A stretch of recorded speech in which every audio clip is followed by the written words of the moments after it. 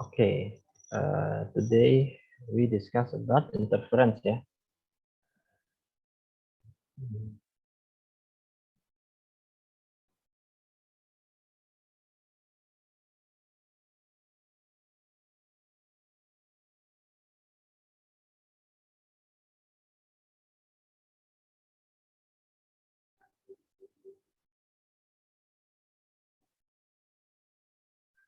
Okay, remember that interference is a condition where there are two or more waves overlap, ya.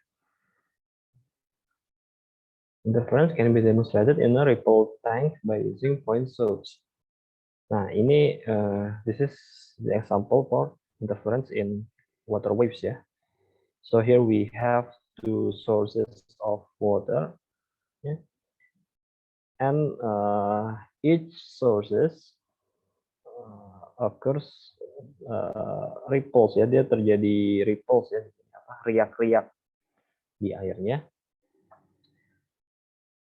And this is what happened when both ripple from both sources occurs or undergoes superposition, ya. Ini keadaan di mana ketika si gelombang yang dari sumber ini sama gelombang dari sumber ini dia bersuperposisi, ya.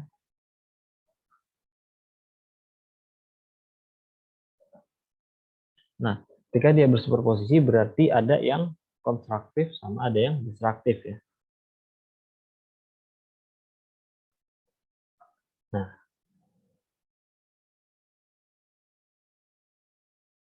here's the illustration for this case, ya.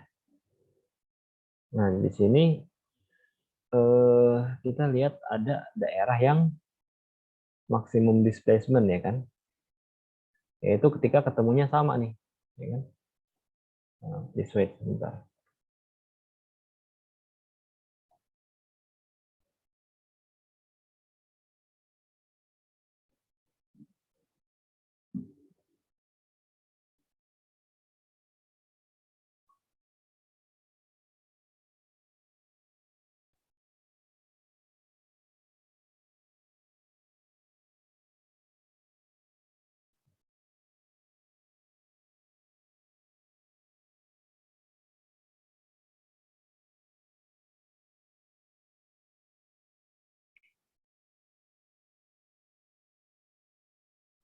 Oke, mari kita lanjutkan lagi.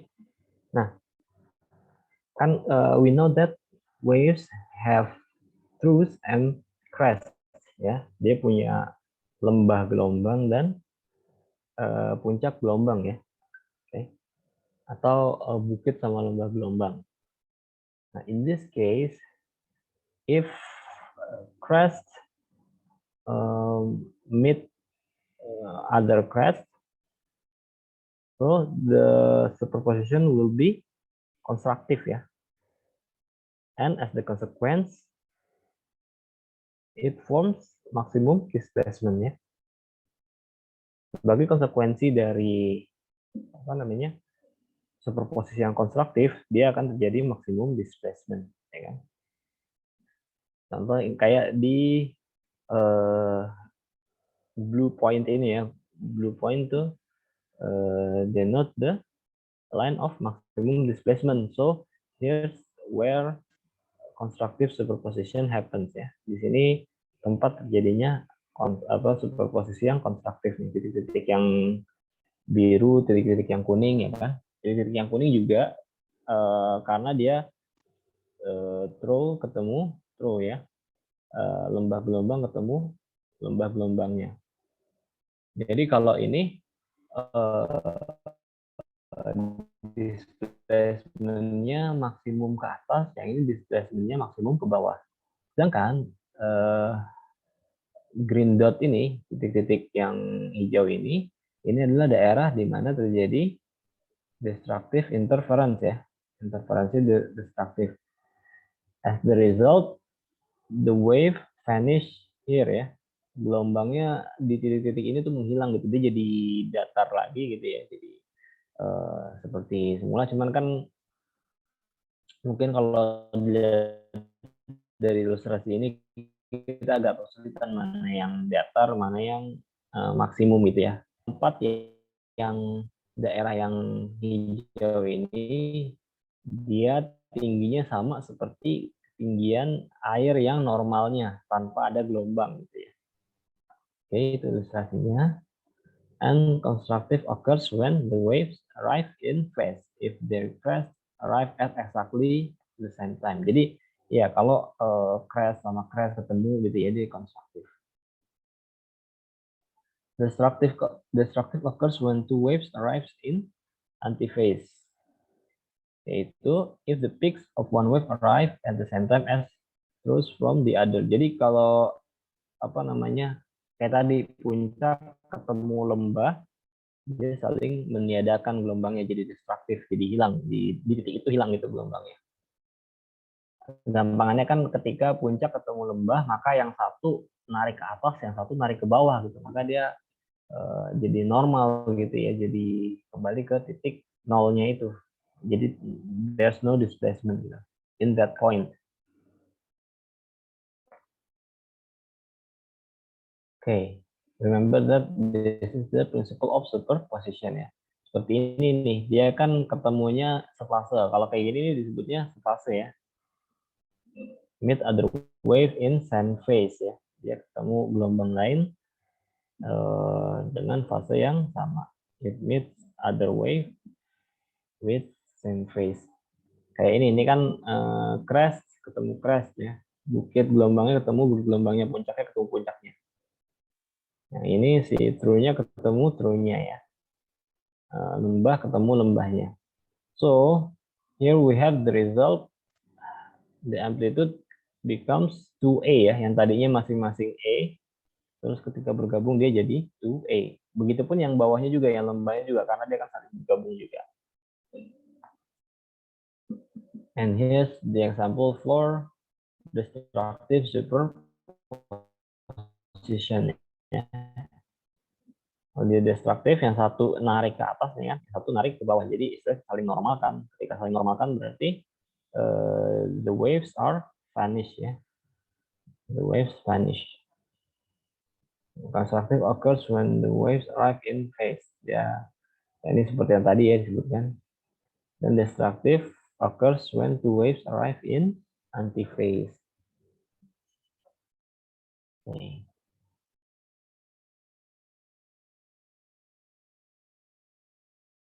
Sampai sini, anyone have a question?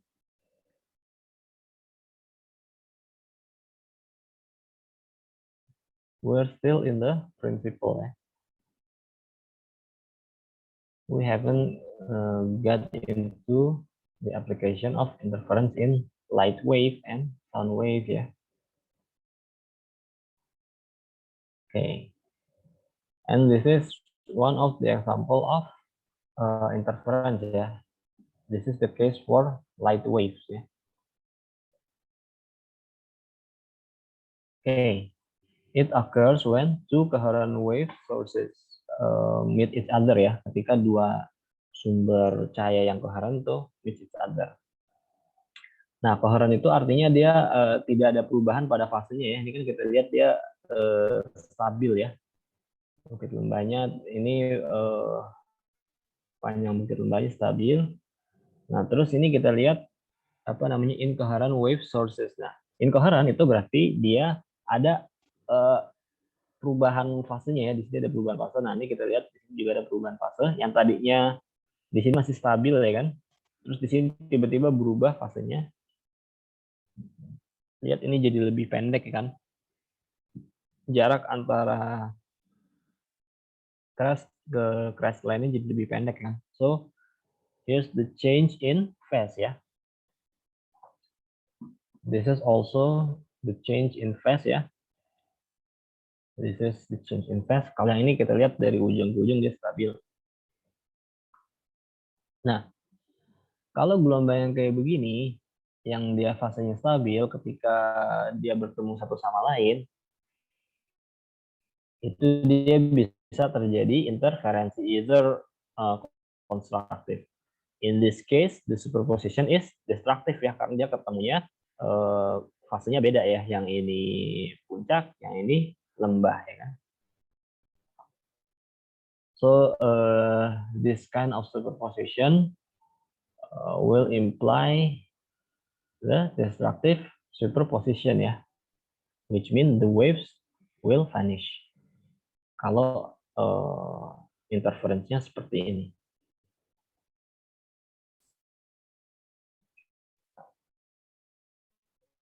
Nah, ini kan kalau yang double slit experiment, this is case for light wave ya. And in the sound experiment, the waves from two loudspeaker has the same frequency and a constant phase relationship because the loudspeakers connected to the same amplifier. Bisa juga eksperimen pada gelombang suara itu dia pakai uh,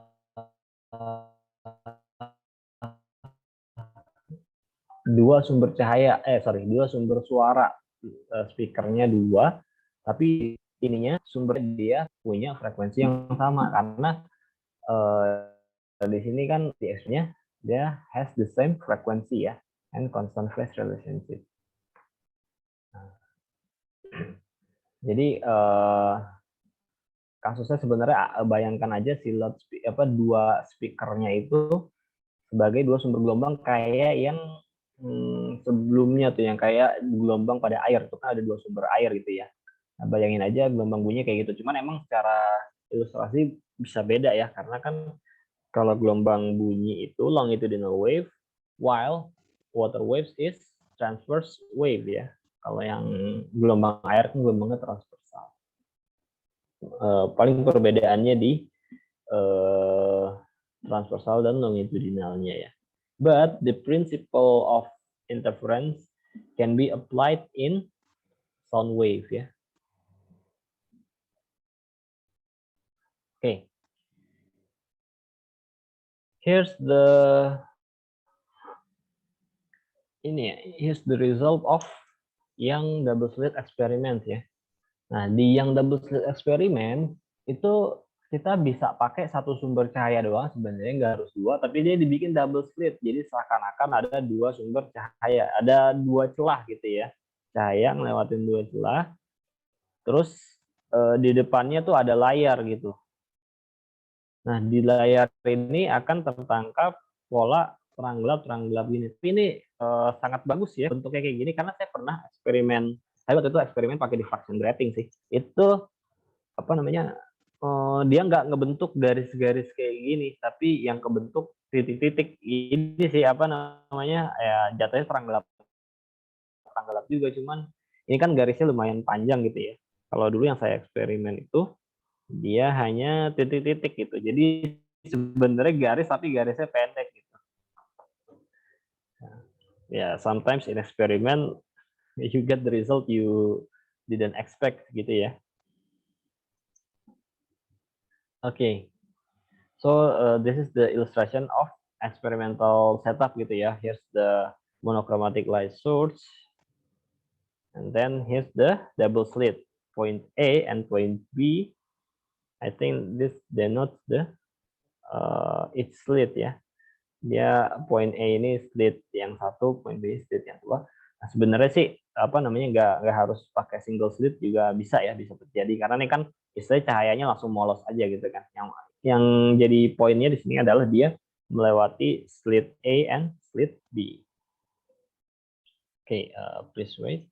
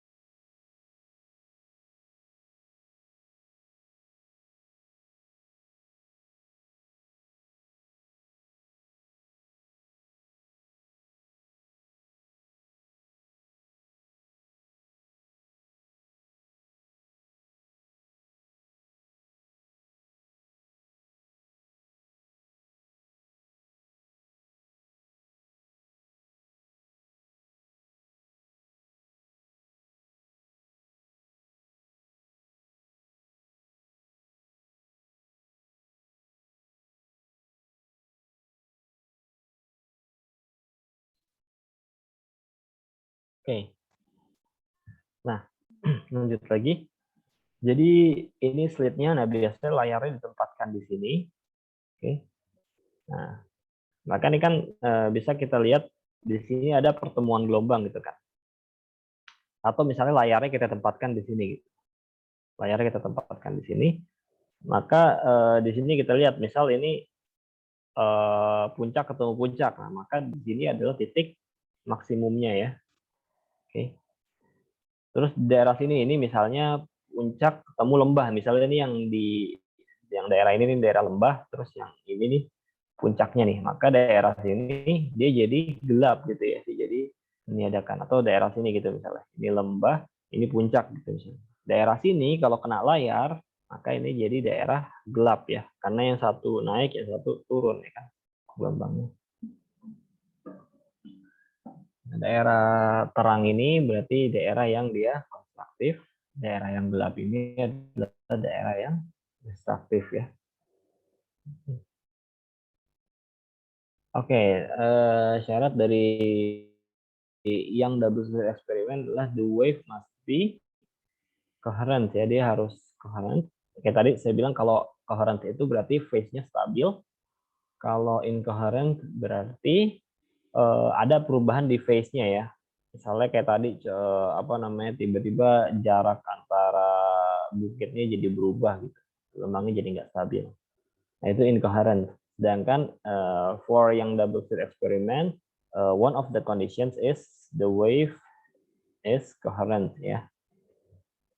Okay. Next, and if you still remember, this is the illustration of interference to derive the mathematical formulation ya. Okay. Ini ilustrasi dari interferensi yang ilustrasi ini kita gunanya untuk apa namanya mendapatkan formulasi matematisnya ya. Oke. Nah, kemarin mungkin udah saya lihat bahwa kita harus ingat kalau antara dua berkas yang dari slit A sama slit B, ini dia harus ketemunya sefase. Sefase kayak tadi saya bilang, dia harus ketemu misalnya bukit sama bukitnya, puncak sama puncaknya, lembah sama lembahnya gitu ya. Nah, supaya dia sefase, maka selepas dari garis ini, garis yang membagi ini ya, dia kan berarti panjangnya harus sama ya kan? Dia panjangnya harus sama. Nah, supaya di sini panjangnya sama, di sini kan yang apa namanya light beam yang dari bawah ini kan masih ada sisa nih di sini kan, kita anggap sisanya sebesar X. Nah, X ini besarnya harus bilangan bulat dari lambda gitu, perkalian dari bilangan bulat dari lambda gitu. Karena kalau enggak bilangan bulat dari lambda ya bisa jadi nanti di sini jadi berlawanan ya. Jadi berlawanan fasenya atau fasenya jadi beda. Jadi enggak terbentuk jadi enggak terbentuk constructive interference gitu. Atau gampangannya kalian ingat aja kalau si X ini harus bilangan bulat dari lambda. N ini integer ya, bilangan bulat. Oke. And from the geometry, we will obtain that this triangle is congruent with this triangle ya. Segitiga yang ini itu sebangun atau kongruen dengan segitiga yang ini. Nah,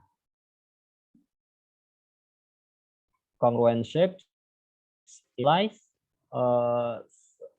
same angle ya, same value of angle. Jadi kalau bangunnya itu kongruen atau sebangun, maka sudutnya sama ya kan. Kalau saya tidak salah itu pelajaran di SMP kayak gitu. Nah, maka kalau dia sudutnya sama, ya maka sin-nya juga sama kan. Di sini theta, sin theta, maka sin theta di sini equals to sin theta here ya. Ya sama nilainya. And for this small triangle, sin theta equals to x per d ya kan. Nah d-nya itu di sini nih, yang jarak antara slitnya. Nah, karena kan 90 derajatnya di sini, berarti yang si D ini adalah sisi miringnya ya. Oke. And sin is sin apa trigonometrinya? Depan per miring ya kan, demi. Maka depannya adalah x, di depan theta itu x, dan miringnya adalah d ya. So sin theta equals to x per d. Atau kita bisa kali silang d-nya ke sini, jadinya x equals to d sin theta. Terus ingat tadi bahwa x-nya itu equals to n lambda ya, maka kita substitusi ke sini. So d sin theta equals to n lambda ya. And then ini sebenarnya ini kan sekedar ilustrasi ya, jadi bukan scale sebenarnya, bukan scale sebenarnya. Nah, kalau sebenarnya sudut ini sangat kecil ya, sudut ini sangat kecil, sudut theta-nya sangat kecil. So for small angle, sin can be approximated as tan ya. Oke. Untuk sudut yang kecil, sin bisa kita aproksimasi menjadi tan ya. And untuk tan-nya kita coba pakai yang segitiga yang besar. Ingat tan itu desa ya, depan per samping. So tan theta equals to y per L ya. Dari ini yang pusatnya ini ke sini itu y, and distance between slits and screen will label it as L ya. Oke. Okay. So we can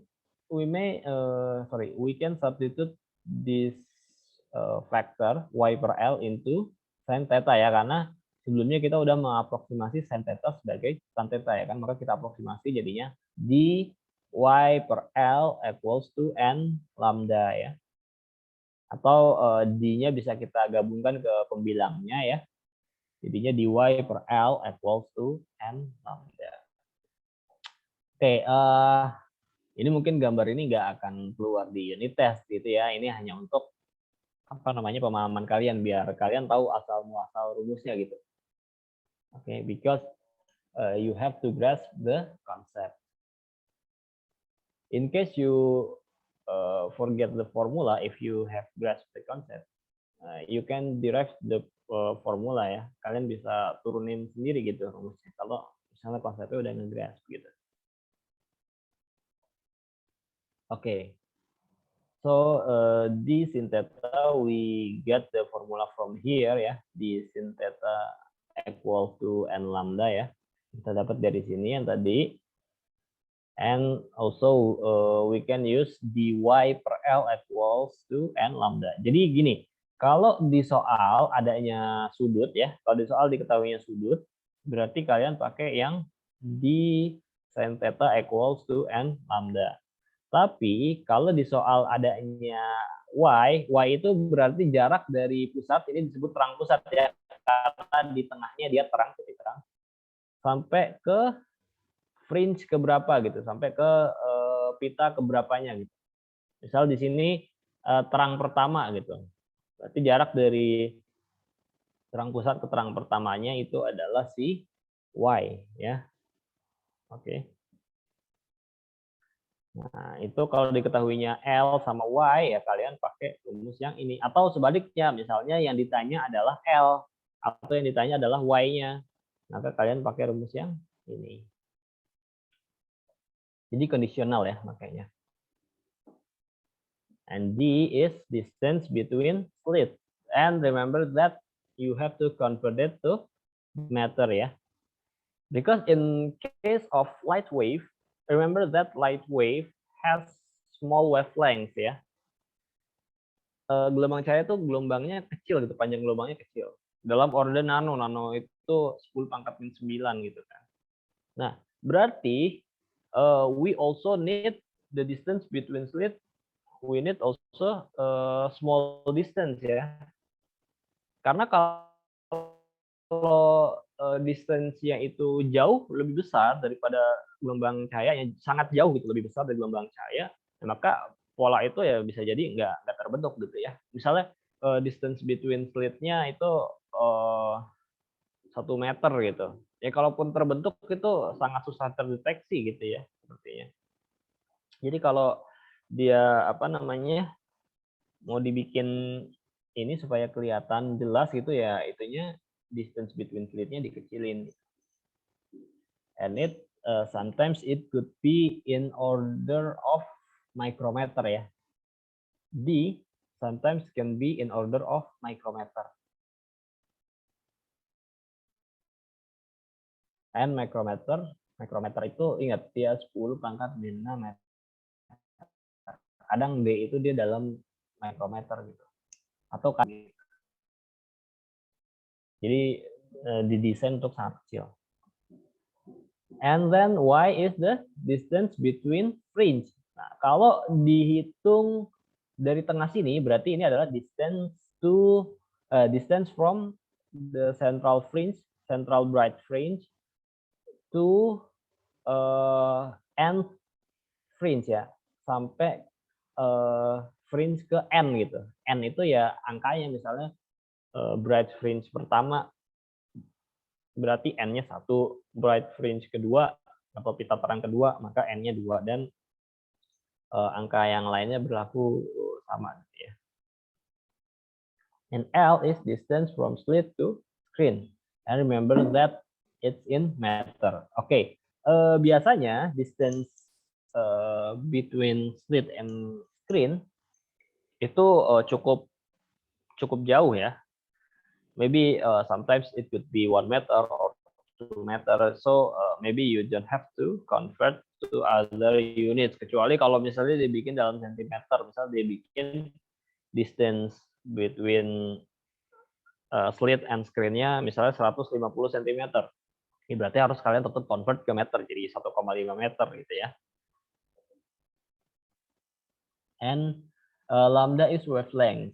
Wavelength in meter. And remember that usually lambda is expressed in nanometer or angstrom ya. Remember that nanometer is berapa? Ada yang masih ingat nggak? Ada yang masih ingat nanometer itu berapa? Anyone can answer me? 10 pangkat min 9, Mister. Yes, right. Kalau angstrom ada yang masih ingat? Angstrom yang simbolnya itu A dengan bulatan kecil. Angstrom tuh hanya turun 1 ya dari nano. Jadi jadinya 10 pangkat min 10 meter. Oke. Nah, and this is N is order of fringe. Kayak tadi saya bilang kalau first bright fringe ya berarti dia N-nya 1 ya. Misal 19th bright fringe ya berarti N-nya 19 gitu. Okay, this formula is for maximum order ya. Maximum order itu berarti bright. Jadi you don't have to confuse if in problem you meet it's written as maximum order ya.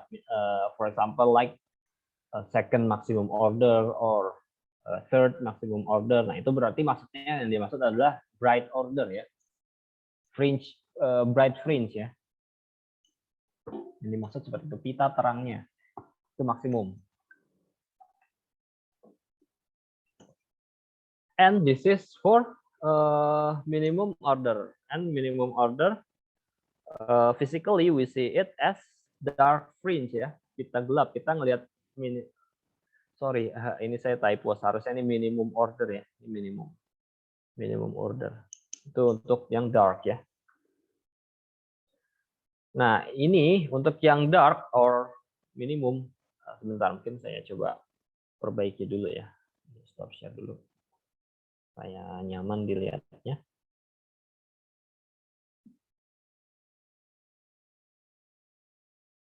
And I think ini ya, saya entah di WA atau ngetik, bahkan di WA gitu, itu saya juga sering typo. Jadi maksudnya gini, ketika kalian nemu something strange gitu ya, yang terindikasi typo, tolong kasih tahu saya ya. Karena kadang saya juga nggak nyadar gitu, nggak nyadar pas lagi baca pun nggak nyadar kalau itu typo.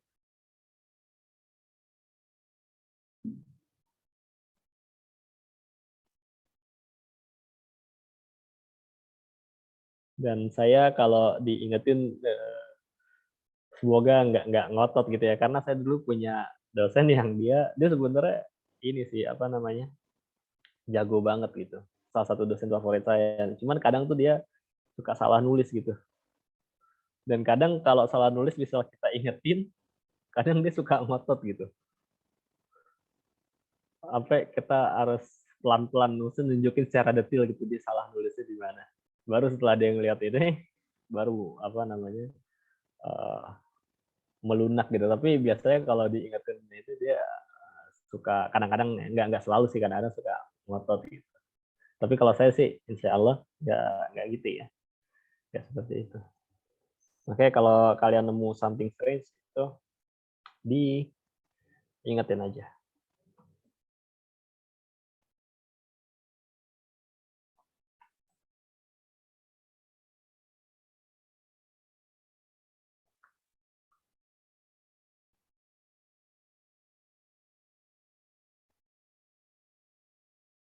Oke.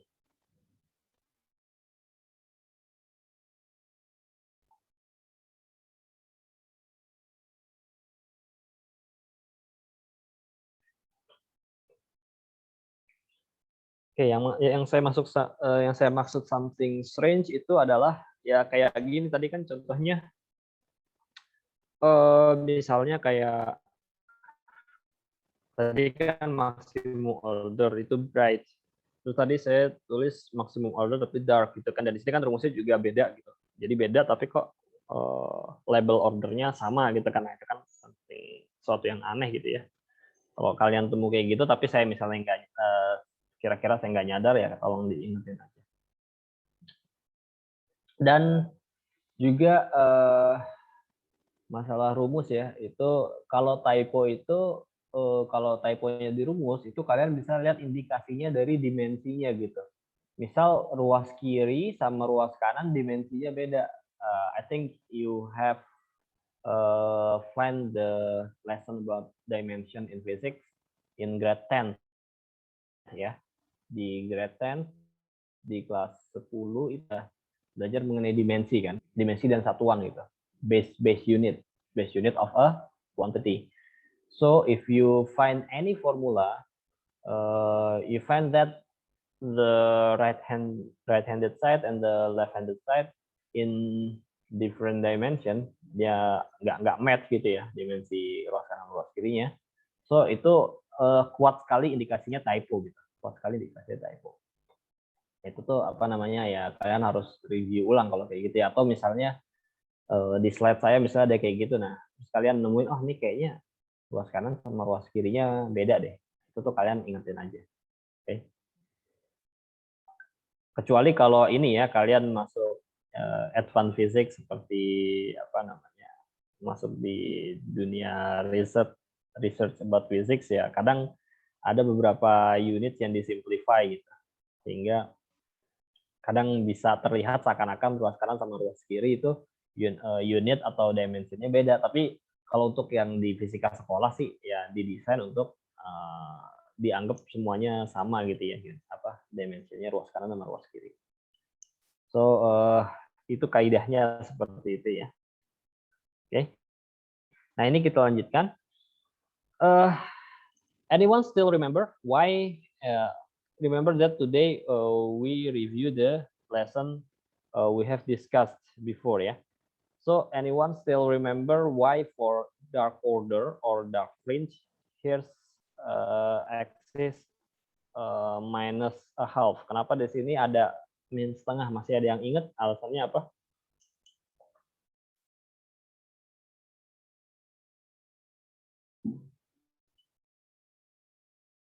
Oke. Kita lihat, nih kan misalnya di sini central bright fringe ya. Terus yang ini nih, yang daerah pertemuan ini misalnya first bright fringe. Maka di antara central bright fringe sama first ini kan dia berarti ada daerah gelap kan di sini. Oke. Nah, kalau ini kan berarti di tengah-tengah letaknya yang gelap, karena kan dia tentu ada gelapnya. Kalau nggak ada gelapnya berarti nyatu aja gitu kan. Berarti kita nggak bisa katakan yang ini sebagai first gitu. Kita bisa katakan dia sebagai first karena dia dipisahkan oleh dark fringe ya. dipisahkan oleh pita gelap.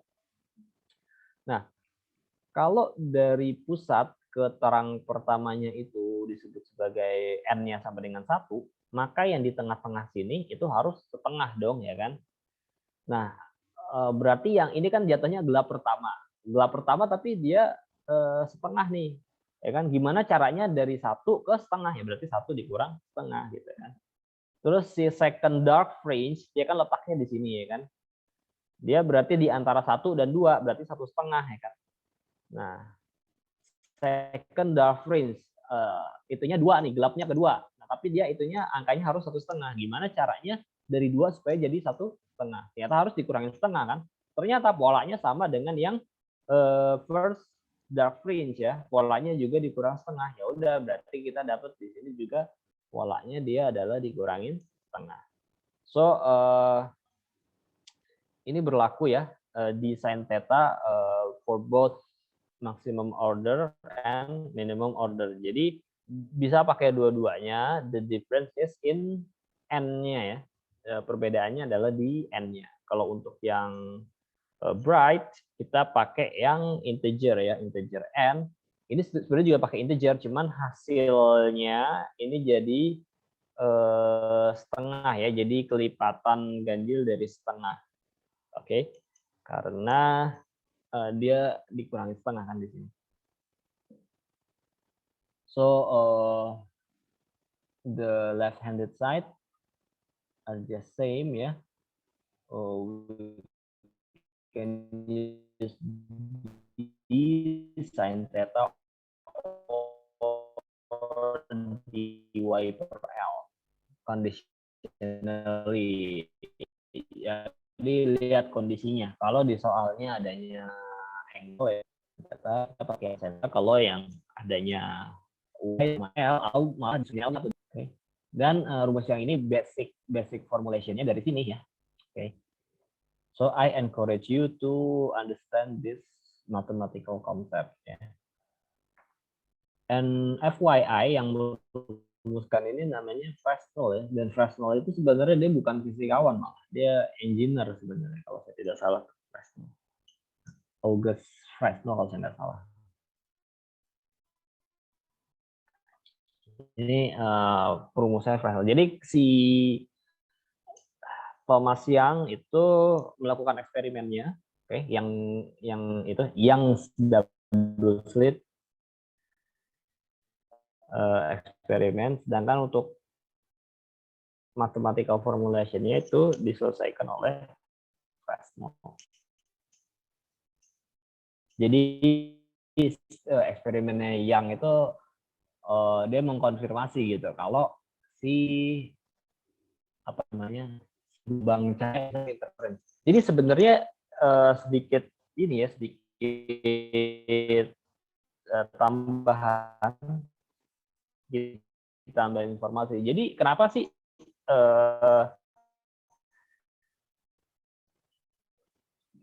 apa namanya?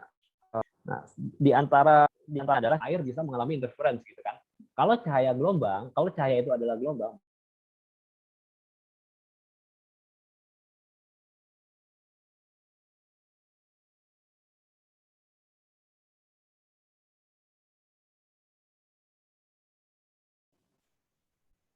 oke,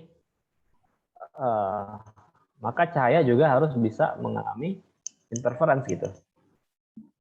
Terus dulu tuh orang ini berbeda pendapat gitu. Kayak Newton itu bilang kalau cahaya itu partikel gitu. Cahaya itu partikel. Nah, konsekuensinya kalau cahaya itu partikel, berarti you know ya perbedaan cahaya sama partikel gitu. Kita nih partikel gitu. Sorry, kalian tahu ya perbedaan antara gelombang dan partikel gitu ya. Kita ini partikel gitu. Apa namanya, kita bahasa fisikanya kita terlokalisasi gitu di suatu tempat gitu ya kan. Sedangkan kalau gelombang itu kan dia nyebar, propagate gitu kan. Kita kan nggak nyebar nih, kita nggak ambiar gitu kan. Kita kokoh di sini gitu sebagai partikel. Newton dulu bilang nama teori Newton itu corpuscular teori kalau saya nggak salah. Jadi kalau saya nggak salah tuh teori Newton gelombang si cahaya itu terdiri dari corpuscle gitu. partikel-partikel cahaya.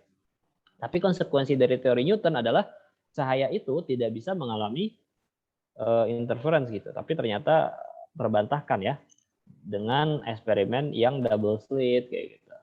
Ternyata cahaya bisa mengalami interferensi. Terus juga nanti kan di next sub chapter juga kita bicara mengenai diffraction ya kan. Itu juga sifat cahaya, partikel kita nggak bisa mengalami diffraction gitu. Kita kita ketika melewati suatu celah kita nggak terpisah-pisah kan badan kita, maka kita partikel.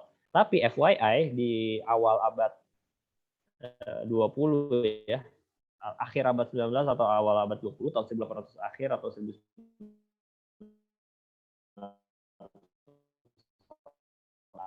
awal itu ini sih ada eksperimen yang cukup mencengangkan gitu. Ternyata cahaya itu bisa sebagai gelombang dan bisa sebagai partikel. Tapi untuk saat ini kita bicarakan gelombangnya gitu. Kita belum bicarakan partikelnya. Itu akan, saya nggak tahu, belum cek tadi bisa kedepan, tapi kalau bisa dikurnas tuh dibahas gitu ya dari cahaya. Okay. We only discuss the properties of light. Okay, you have to memorize this ya. Atau saya nggak tahu deh tapi mungkin di unit akan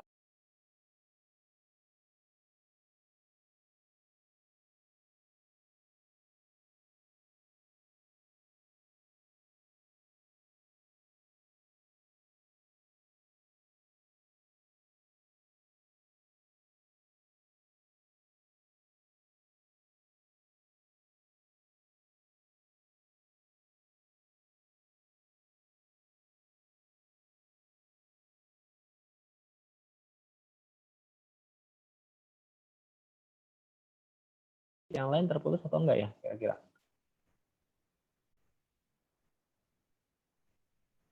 Halo? Enggak, Mister. Enggak ya, saya doang kayaknya berarti. Oke. Oke, ini satu-satuannya ya. Kalau di unit test sih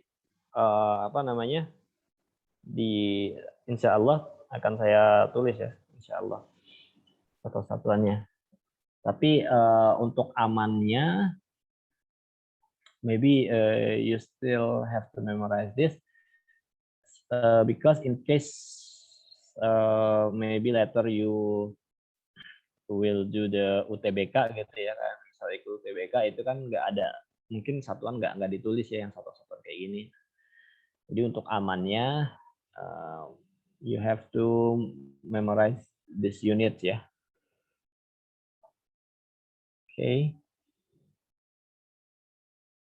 Oke, sampai di sini anyone has a question? Belum lanjut lagi, sedikit lagi mungkin.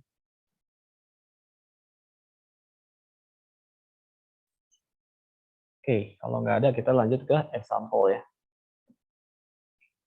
The diagram shows an arrangement for demonstrating two source interference using coherent lights of a single wavelength lambda ya. Okay, we can say maybe this the source of the light. Yeah, this is source of the light, and X and Y are the slits. Yeah. Here we see that Q is the central bright fringe, and P is the second bright fringe. Jadi di antara P dan Q ini ada first bright fringe ya. Dan tentu di antara Q dan yang first bright fringe ya. Sorry. Mister lagi share screen nggak? Lagi share screen. Oh, ini ya. Sorry. Oh iya, tadi saya keputus ya.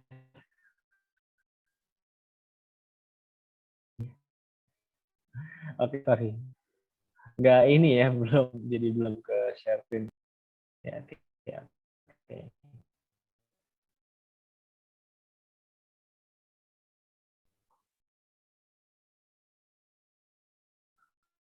Oke.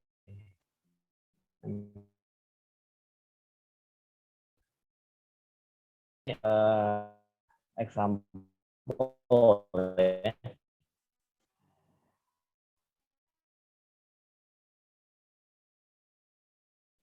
Dia ada between slit and is meter ya.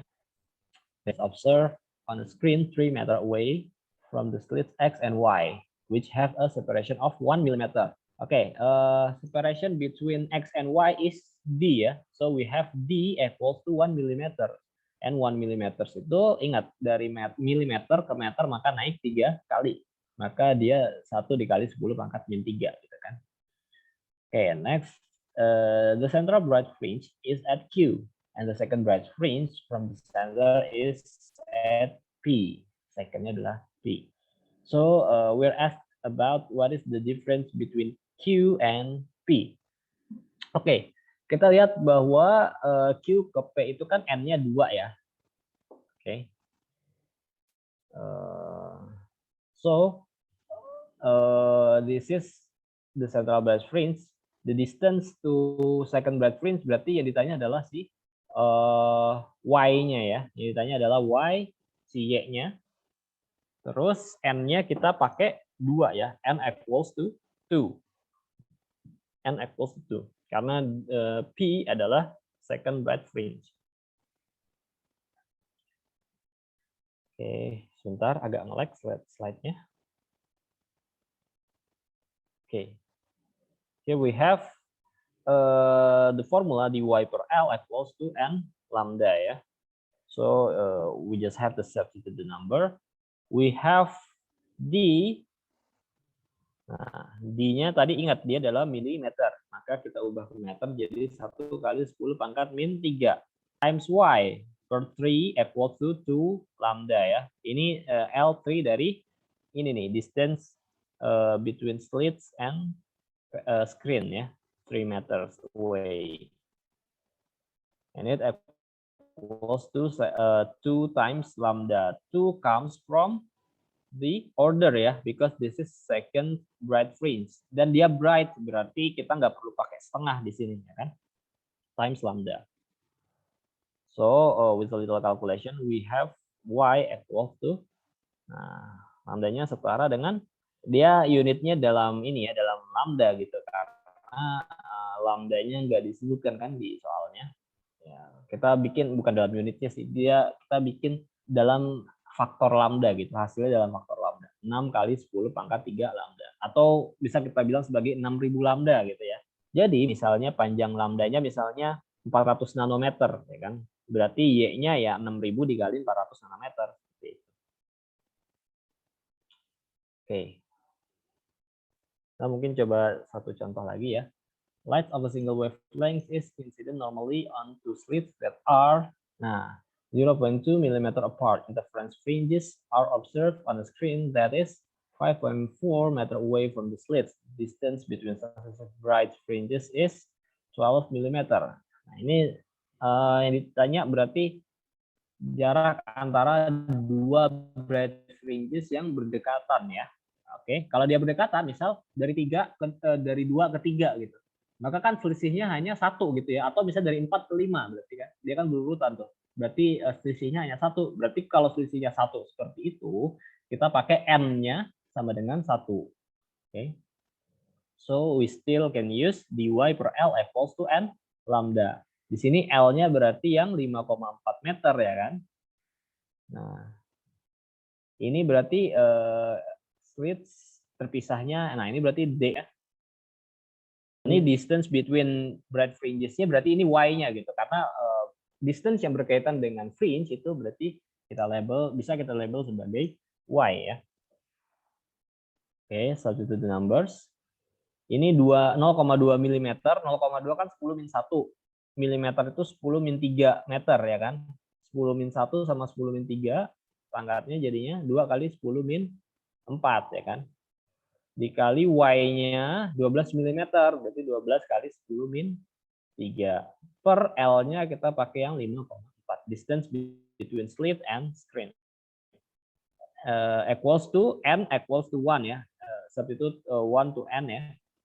Dia 1 karena jarak yang terang yang berdekatan times lambda. Nah, kita mau nyari lambdanya. Nah, ini tinggal kita hitung biasa aja ya. Karena ini 1, ya kan, berarti ya udah nih jadi lambda aja gitu kan. So, we get the final result lambda equals to 4.44. Nah, dikali 10 min 7 meter, tapi dia maunya kan ini dalam nanometer ya. Oh, jadi nanometer, berarti ingat dari meter ke nanometer turun ya kan. Kalau dari nano ke meter kan min 9. Kalau dari meter ke nano turun jadi pangkatnya positif, jadi pangkat 9. 10 min 7 sama 10 pangkat 9, 10 pangkat min 7 sama 10 pangkat 9. Jadi kan 10 pangkat 2 ya. 4,44 dikalikan 10 pangkat 2 ya kan, kalikan 10 pangkat 444 nanometer, atau kita aproksimasi lambdanya sebagai 440 nanometer. So the answer is A ya.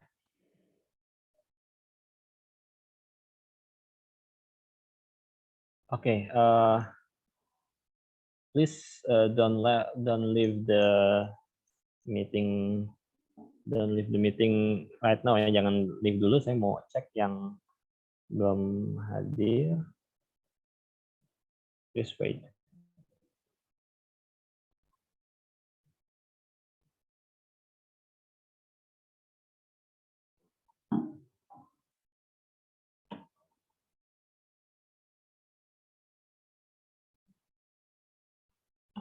Dan kalau ada pertanyaan silakan ya, mari ngecek.